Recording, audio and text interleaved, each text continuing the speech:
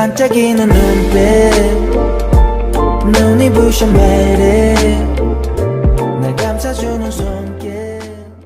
The doctor said Ji-hyuk would die if he didn't receive a heart transplant within 24 hours. The emergency room fell silent. Eun O collapsed in tears and Sang-chul stood frozen, unable to move. That day, on the thin line between life and death, a cruel kind of miracle began to form. There was only one way to save Ji-hyuk. They had to find a heart donor. Just before this happened, Ji-hyuk had been happy. He had just started dating Eun O. But while working at his office, he suddenly grabbed his chest and collapsed. The sound of his body hitting the floor shocked everyone around him. Eun O called his name, but Ji-hyuk didn't answer when his father arrived and saw his son lying motionless. Panic took over. Ji-hyuk's face was pale, sweat covering his forehead. An ambulance rushed him to the hospital. Inside, Eun O held his hand and begged him to wake up. When his mother, Da-jung, heard the news, she dropped her phone and rushed to the hospital. She felt numb, she couldn't even cry. Doctor pushed Ji-hyuk into the emergency room as his family waited in fear. Friends arrived, breathless and shaking. Then Park Seong Jae was called and hurried to the hospital as well. Soon the doctor came out. Ji-hyuk's heart was failing fast. He needed surgery, but there was no donor heart. They had only 24 hours. The whole way felt cold and heavy. Eun O collapsed again. Da-jung couldn't believe it. Her son had been fine that very morning.